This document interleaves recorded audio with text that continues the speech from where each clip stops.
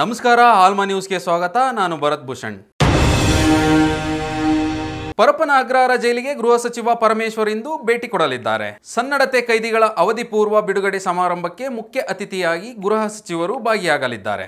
2022ನೇ ಸಾಲಿನ ಸ್ವಾತಂತ್ರ್ಯ ದಿನಾಚರಣೆ ಪ್ರಯುಕ್ತ ಜೈಲು ಅಧಿಕಾರಿಗಳಿಗೆ ರಾಷ್ಟ್ರಪತಿ ಪದಕ ಮತ್ತು 2023ನೇ ಸಾಲಿನ ಮುಖ್ಯಮಂತ್ರಿಗಳ ಪದಕ ಪ್ರದಾನ ಸಮಾರಂಭ ನಡೆಯಲಿದೆ. ಕಾರಾಗೃಹ ಮತ್ತು ಸುಧಾರಣಾ ಸೇವೆ ಇಲಾಖೆಯ ಮಹಾನಿರ್ದೇಶಕರು ಸೇರಿದಂತೆ ಹಿರಿಯ ಅಧಿಕಾರಿಗಳ ಉಪಸ್ಥಿತಿ ಇರಲಿದೆ. ಗೆದ್ದು ಒಂದು ತಿಂಗಳಾದರೂ ಜಿಲ್ಲಾ ಕೇಂದ್ರದತ್ತ ತಲೆ ಹಾಕದ ಚಾಮರಾಜನಗರ ಸಂಸದರ ವಿರುದ್ಧ ಜನರು ಆಕ್ರೋಶ ವ್ಯಕ್ತಪಡಿಸುತ್ತಿದ್ದಾರೆ. ಇನ್ನೊಂದು ಕಡೆ ಚಾಮರಾಜನಗರದಲ್ಲಿ ಸಚಿವ H C Mahadevappa full active ಆಗಿದ್ದಾರೆ.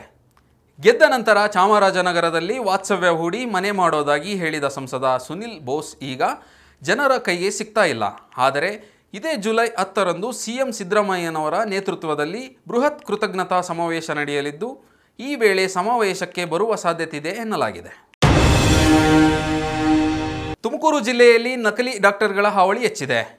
ನಕಲಿ ಡಾಕ್ಟರ್ಗಳ ಹಾವಳಿಗೆ ಕಡಿವಾಣ ಹಾಕುವಂತೆ ಡಿಎಚ್ಒ ಡಾಕ್ಟರ್ ಮಂಜುನಾಥ್ಗೆ ಗೃಹ ಸಚಿವ ಪರಮೇಶ್ವರ್ ಖಡಕ್ ಎಚ್ಚರಿಕೆ ನೀಡಿದ್ದಾರೆ. ಜನರ ಜೀವನ ಜೊತೆ ಚೆಲ್ಲಾಟ ಆಡುವವರು ಯಾರೇ ಇರಲಿ, ಅವರು ಎಷ್ಟೇ ದೊಡ್ಡವರು, ಎಷ್ಟೇ ಪ್ರಭಾವಿಗಳೇ ಇರಲಿ, ಮುಲಾಜಿಲ್ಲದೆ ಪೊಲೀಸರಿಗೆ ನೀವೇ ದೂರು ಕೊಟ್ಟು ಅರೆಸ್ಟ್ ಮಾಡಿಸಿ. ದೂರು ಕೊಟ್ಟ 24 ಗಂಟೆಯಲ್ಲಿ ನಕಲಿಗಳು ಯಾರೇ ಇದ್ದರೂ ಅರೆಸ್ಟ್ ಆಗಬೇಕು. ಸರ್ಕಾರ ನಿಮ್ಮ ಹಿಂದೆ ಇದೆ. ತಪ್ಪಿತಸ್ಥರ ವಿರುದ್ಧ ಕಾನೂನು ಕ್ರಮ ಕೈಗೊಳ್ಳಬೇಕು ಅಂತ ಸೂಚನೆ ನೀಡಿದ್ದಾರೆ. ರಾಜ್ಯದಲ್ಲಿ ಡೆಡ್ಲಿ ಡೆಂಗು ಅಬ್ಬರ ಮುಂದುವರಿದಿದೆ. ದಿನದಿಂದ ದಿನಕ್ಕೆ ಸೋಂಕಿತರ ಸಂಖ್ಯೆ ಏರಿಕೆ ಆಗುತ್ತಲೇ ಇದೆ. ಇದುವರೆಗೂ ಡೆಂಗು ಸೋಂಕಿತರ ಸಂಖ್ಯೆ 7150 ತಲುಪಿದೆ.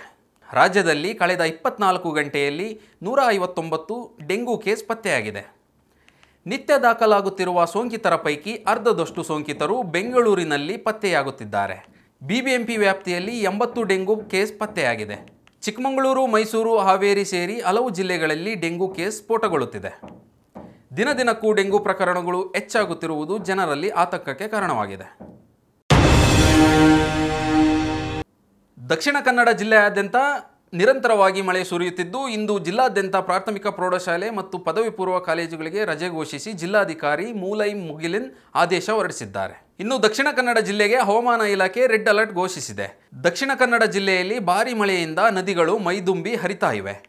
ನದಿಗಳ ನೀರಿನ ಮಟ್ಟದಲ್ಲಿ ದಿಢೀರ್ ಏರಿಕೆಯಾಗಿದ್ದು, ನದಿ ಪಾತ್ರದ ಜನರು ಮುಳುಗಡೆಯ ಆತಂಕದಲ್ಲಿದ್ದಾರೆ. ದರ್ಶನ್ ಗ್ಯಾಂಗ್ನಿಂದ ರೇಣುಕಾಸ್ವಾಮಿ ಹತ್ಯೆ ಪ್ರಕರಣದಲ್ಲಿ ಪೊಲೀಸರು ಐಡೆಂಟಿಫಿಕೇಷನ್ ಪರೇಡ್ ನಡೆಸಿದ್ದಾರೆ.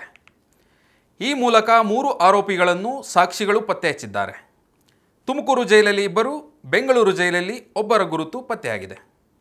ಕೃತ್ಯದ ದಿನ ಆರೋಪಿಗಳನ್ನು ನೋಡಿದ ಸಾಕ್ಷಿಗಳಿಂದ ಐಡೆಂಟಿಫಿಕೇಷನ್ ಪರೇಡ್ ನಡೆಸಲಾಗಿದೆ. ಆರೋಪಿಗಳನ್ನು ಜೈಲಿನಲ್ಲಿ ಇರೋ ಇತರ ಬಂದಿಗಳ ನಡುವಿನಲ್ಲಿ ನಿಲ್ಲಿಸಿ ಸಾಕ್ಷಿಗಳ ಬಳಿ ನೀವು ನೋಡಿದ ಆರೋಪಿಯ ಗುರುತು ಇಡಬೇಕು ಎಂದು ಸೂಚಿಸಲಾಗುತ್ತದೆ. ಈ ವೇಳೆ ತಾಲೂಕು ದಂಡಾಧಿಕಾರಿಗಳು ಹಾಜರಿರ್ತಾರೆ. ಈ ರೀತಿಯಾಗಿ ಕಾರ್ತಿಕ್, ನಿಖಿಲ್ ನಾಯಕ್ ಹಾಗೂ ರಘುಗೆ ಪೊಲೀಸರು ಐಡೆಂಟಿಫಿಕೇಷನ್ ಪರೇಡ್ ನಡೆಸಿದ್ದಾರೆ. ಇದಿಷ್ಟು ಇವತ್ತಿನ ಸುದ್ದಿ. ಇನ್ನಷ್ಟು ಸುದ್ದಿಗಾಗಿ ನೋಡ್ತಾ ಇರಿ ಆಲ್ಮಾ ನ್ಯೂಸ್.